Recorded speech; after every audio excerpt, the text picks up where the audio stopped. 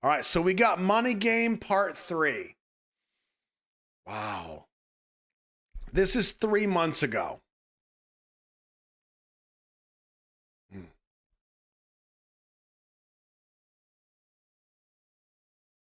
Man, I'm actually still processing 1 and 2. I'm not going to lie. I'm kind of like giving it a second to like, jeez. Ren coming in hot, spitting them facts. Here we go.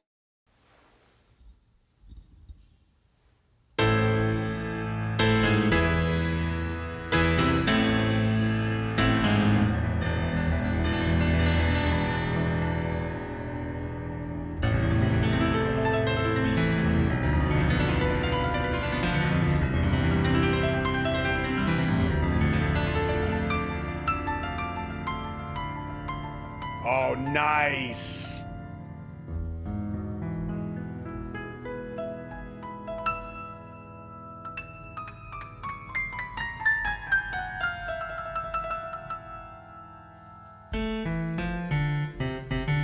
Ooh.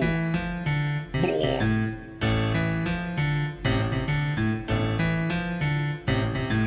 Nice.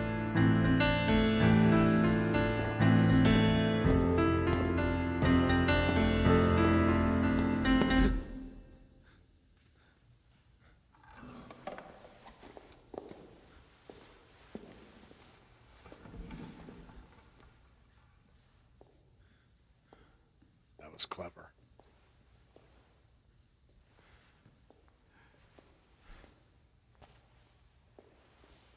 How many of you know already? We already getting some messages, right? The red power tie. Already things being said. Ain't a word been uttered yet.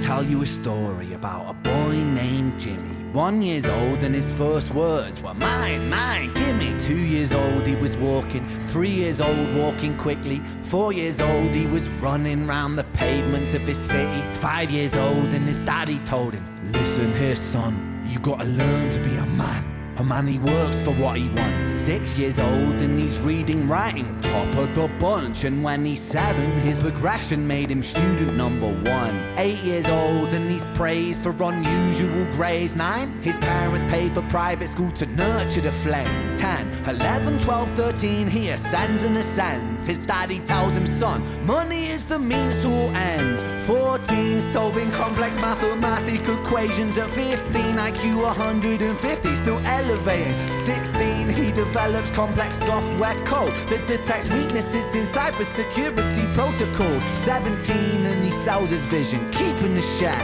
Not yet an adult, but he's practically a millionaire. 18, and his daddy tells him, now you're a man. This world don't give a damn about you, so take all that you can. 19, he turns a profit, stocks and shares, invest in product. 20, double down deposits. 21, his income rockets. 22, he learns the truth is just an obstacle to wealth. If you manipulate the data, then the lie will sell itself. 23, a life of luxury, crystal and cocaine. 24, he makes the Forbes list, they're applauding his name. 25, and his daddy tells him, listen here son, while you're sitting in that palace, that don't mean that you won. 26, a business shift, he switches business to arms. He's 27, dealing. Once again, we're 4 minutes into a 9-minute performance. This is a well, actually, I can't take this on one shot. It's mostly a one shot. The beginning with the piano and then there was a transition across the floor, and then Ren shows up. Like there's maybe a couple transitions in the beginning, but once he took off his mask and we saw that it was him, there's a transition that happens there, but everything after that, I think, has been one shot. And again, I think he's wearing a mic. He could be doing this live. Nuclear and shells in Iran. 28 inside the Senate, money bought him a seat. He's 29, a role of counsel in the president's suite. Now he's 30, his daddy says you're losing the race. You're just a servant to the king, not even in second place. 31, a big maneuver for his daddy's approval. Moving imports over borders from the exports out of Cuba. 32, moving grams, growing kilos to tons. He's 33, filling warehouses with powder and guns. 34, turf war with nobody to stop it. Blind eye from the po-po inside of his pocket.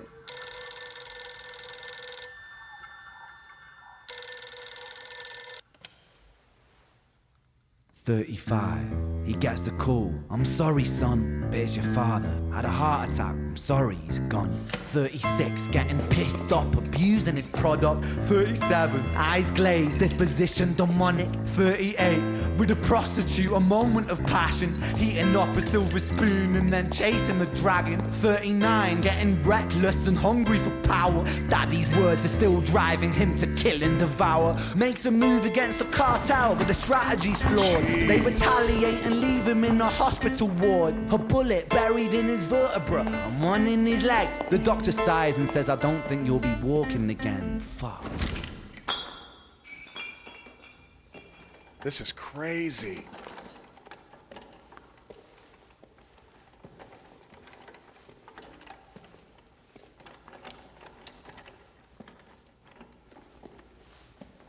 Oh, I think that was a cut. That's all right.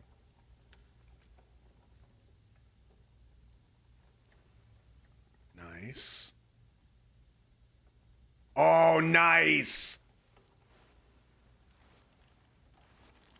Let me tell you a story about a boy named Jimmy. He was 40 and he cursed the words, mine, mine, gimme. 41, he wasn't walking. 42, not walking quickly. 43, never running round the pavements of his city. 44, inside a palace with a mountain of gold. But those riches turn to rubble when perspective evolves. Weighing heavy on his conscience is the value of gold. Lamborghini for a life, trading money for souls. Jimmy followed the code inside the land of the free. Put your hand inside the cookie jar, take more than you need. And his example is exaggerated versions of me. And it's a version of him. And it's a version of she. And it's a version of you. There's no escaping the blame. The way we live is parasitic. Fuck the money and fame. Call the music. Shit.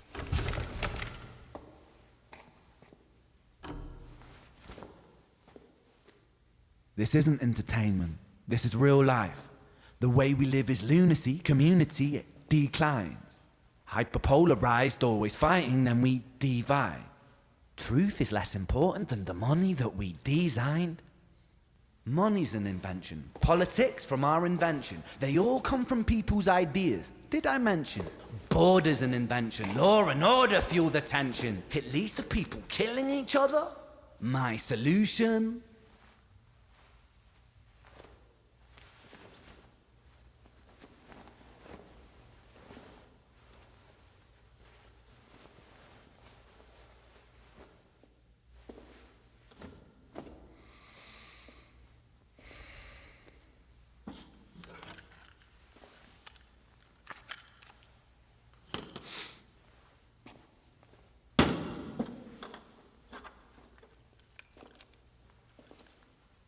Everything is subject to change. We could build utopias if individuals were taught to use their brains. But if we teach kids in schools to always be sheep and put themselves before the herd if there's more money for me, then there's no future I see where the humans survive. We're parasites inside a petri dish with cannibal minds. Mold will grow upon the surface then consumes till it dies. And our fate could be the same without this story to the wise.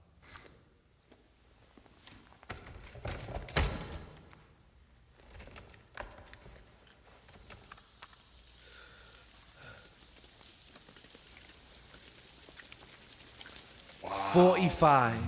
Jimmy comes home out of the rain, soaking wet upon a wheelchair, drinking again. He is everything he wants, he is fortune and fame. He's a fortunate fool with an unfortunate fate. With a 45 caliber aimed at his brain. 45 a fitting number cause his age is the same. Here's the words of his father, it's such a damn shame. Then he presses on the trigger of a money game.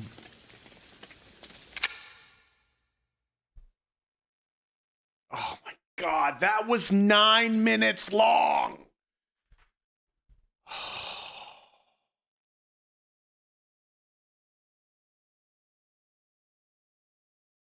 Wow.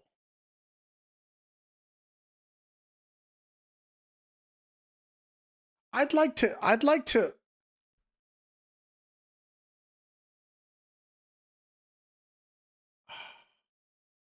to use my one profanity for the day. You know, I always like to give you a heads up. I think this moment kind of warrants it. So earmuffs.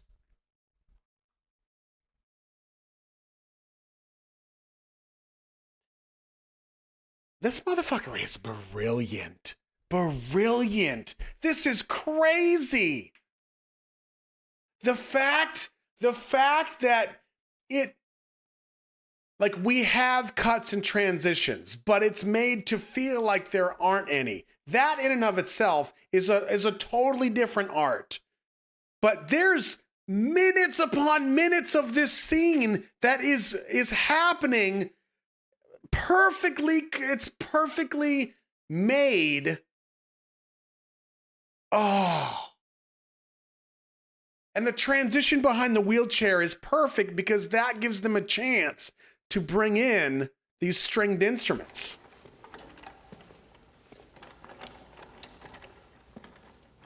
So right here, there, we're back out and we have reset the scene to this. And then we're in scene 3. Ah. Wow. That is brilliant.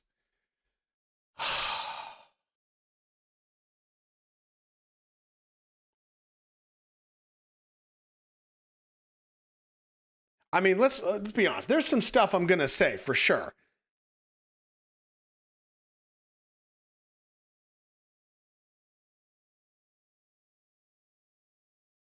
The first transition we get is over here when the camera turns sideways.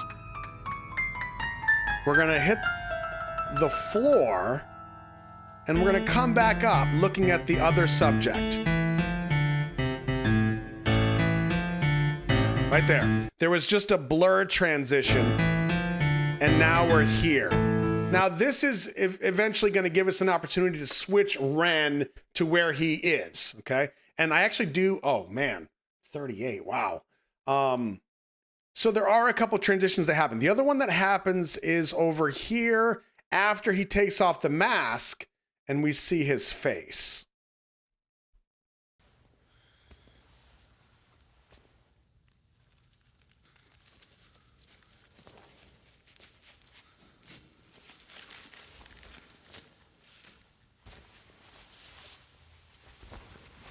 Right there. We just saw it, right? That was the transition.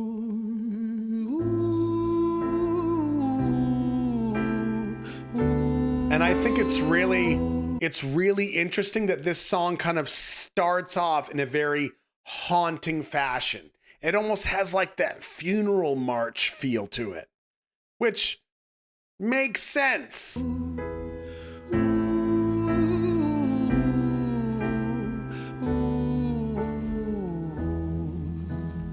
And then we go through, I'm just going to skim a couple points here.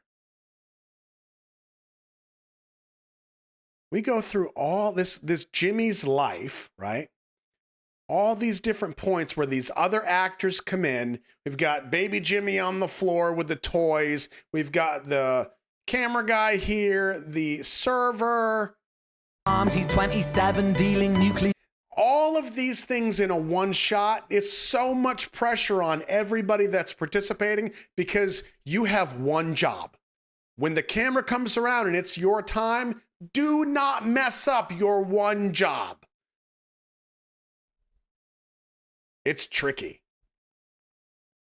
And then to think that Ren is doing this live while he's rolling, that's sick. Exports out of Cuba, 32 moving grams, growing kilos to tons. He's 33, filling warehouses with powder and guns. 34, turf war with nobody to stop. Even the camera going that way, that's your one job, Henry. Don't mess it up. Because if Henry messes up that and he can't recover from it in a normal, resolvable fashion, we got to start over. Reset everything. Clean that up, start from one. Blind eye from the po-po inside of his pocket. Oh, it's so good. So good. Yeah, Henry, you did good this time, buddy. Oh, man. Wow. So powerful. What an amazing video.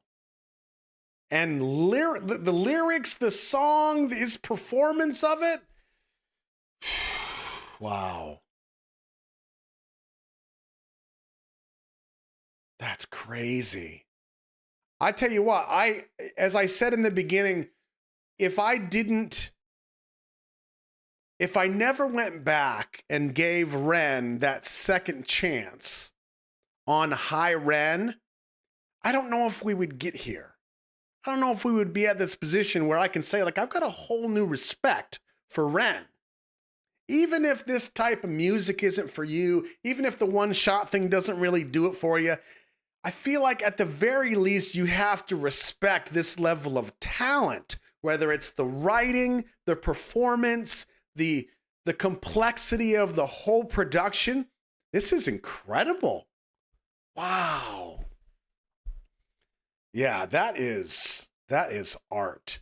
And you know, he talks in the different songs, whether it's Money Game 1, 2, or 3, if not all of them actually, where at multiple points he talks about, like, don't be sheep, right? And truth be told, in my industry, there's a lot of talk about, you know, some people are sheep, some people are wolves, and some people are sheepdog. Like, it's a whole thing. It's a whole thing. And Ren talks about that, and it kind of made me think of something that I want to share with you. Let me take this away for a second. I'm going to pull this up. It is a short that I came across that kind of hits on, in a way, something that we're talking about. And I think it kind of encapsulates part of the message that's being presented here.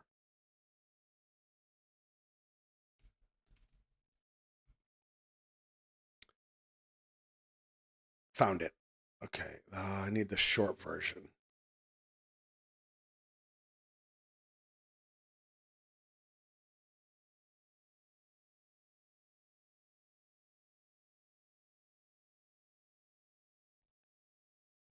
Because when you listen to a song like this,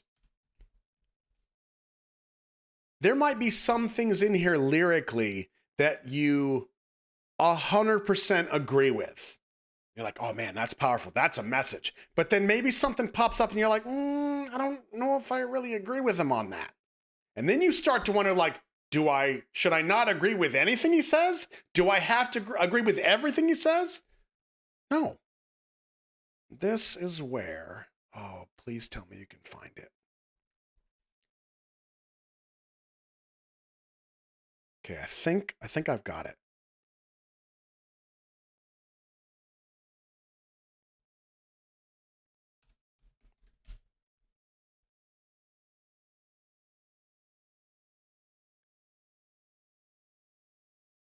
And it's Okay.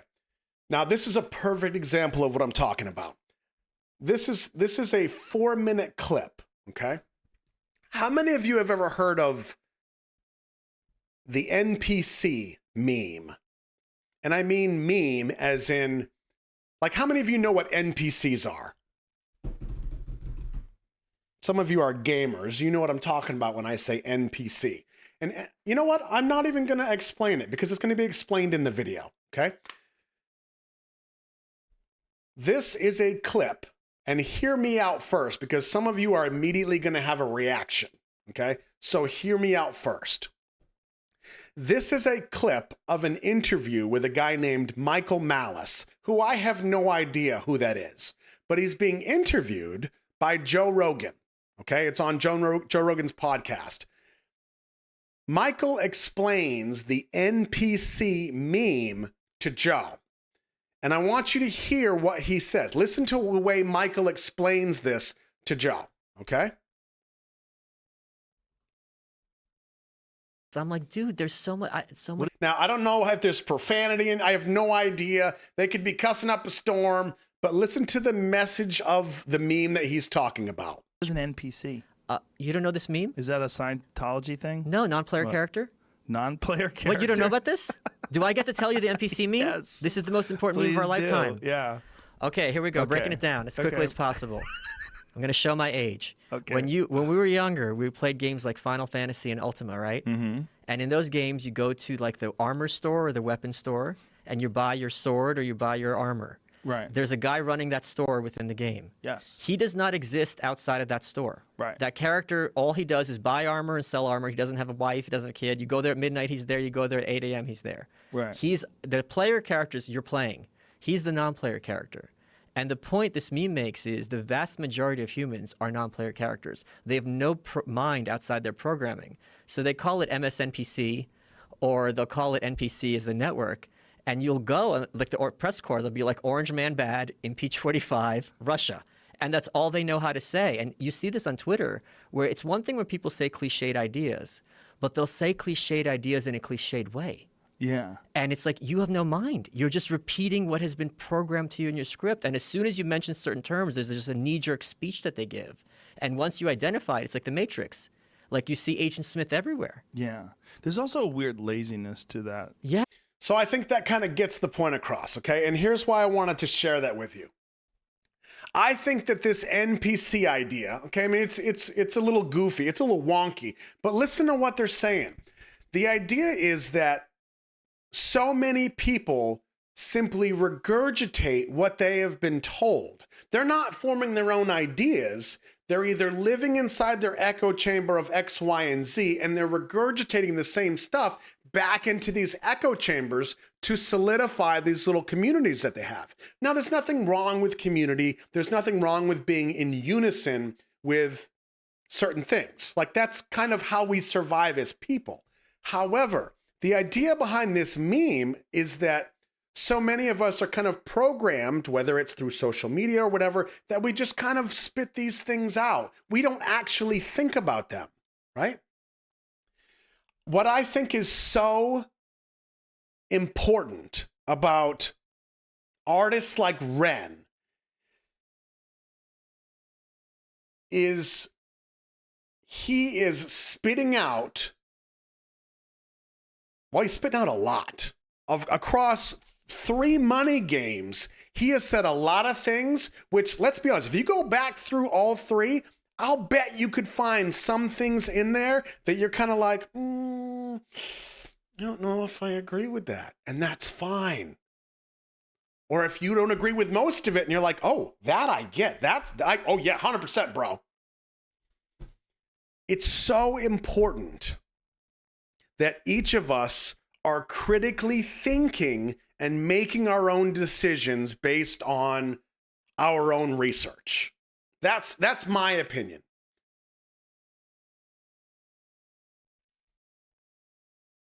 I've said this before. I don't think you're ever going to find somebody that you're going to agree 100% with on everything. You're not. You have to critically think. We have to critically think and make our own decisions about how we feel about things. And that's not based on how many times you've heard I'll give you an example based on this video. It doesn't matter how many times you've heard corporations are bad. Money is the root of all evil. Well, that's not technically what the phrase is. The phrase actually is the love of money is the root of all evil. Right? So we can twist anything we want, but at the end of the day, you have to figure out how you feel about certain things. Not how your parents taught you to think, not how your friends think. You have to come to a conclusion yourself. It's so important. And if there's anything I have tried to express on this channel over the 2 years we've been doing this, is that I want to set a good example for you as the guy on your screen that I'm going to be honest with you. If I don't like something, I'm going to tell you. I'll do my best to be respectful about it, but I'm going to tell you, because me lying to your face isn't really doing anybody any good. But we should be able to congregate here, agree on some things, disagree on some things, and if for the most part we're kind of in the same boat of whatever, love, love of music, like whatever, community, then that's kind of how this works.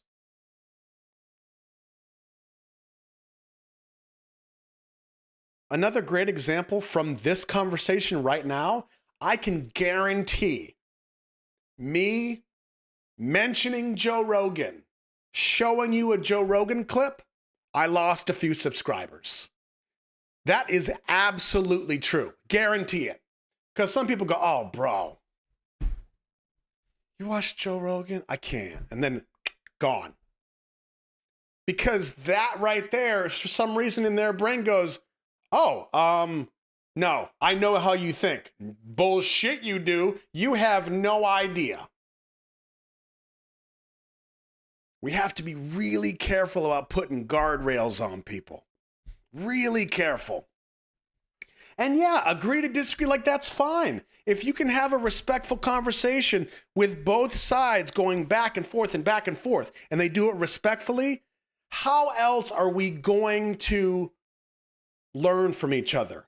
How else are we going to progress as people and evolve if we're all just sitting in these little communities of red, blue, white, yellow, green, all the way down the line? That is how communities die, because they don't mix.